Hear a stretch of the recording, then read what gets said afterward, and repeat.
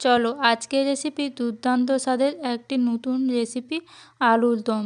প্রথমে আমি আলুগুলোকে এইভাবে ডুমো ডুমো করে কেটে হলুদ গুঁড়ো আর পরিমাণ মতো লবণ দিয়ে মাখিয়ে রেখে দিতে হবে আধ ঘন্টা। তারপর কড়াইতে সরষের তেল গরম করে লাল করে ভেজে নিতে হবে।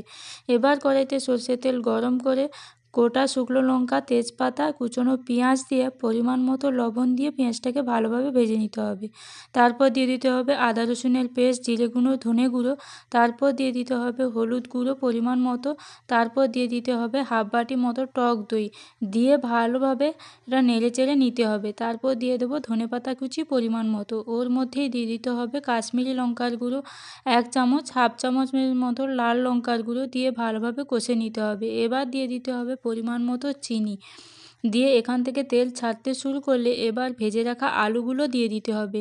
বেশ অনেকটা পরিমাণ মটরশুঁটিও দিয়ে দিতে হবে। দিয়ে ভালোভাবে কষানো হয়ে গেলে এবার এর মধ্যে দিয়ে দিতে হবে টমেটোর সস পরিমাণ মতো। এবার একটা পনিরকে নিয়ে এইভাবে হাতের সাহায্যে ম্যাশ করে এইভাবে আলুর মধ্যে মিশিয়ে দিতে হবে। দিয়ে ভালোভাবে এটাকে আলুর মধ্যে সুন্দর করে মাখিয়ে এইভাবে কষে নিতে হবে। এবার কষানো হয়ে গেলে পরিমাণ মতো জল দিয়ে ফুটে গেলে এখান থেকে নামিয়ে নিতে হবে। তার আগে ধনেপাতা কুচি দিয়ে এবার পরিমাণ মতো গরম মশলা গুঁড়ো, পরিমাণ মতো রোস্টেড জিরে গুঁড়ো দিয়ে নামিয়ে নিতে হবে। রেসিপিটি কেমন লাগলো অতি অবশ্যই তোমরা কমেন্ট করে জানাবে।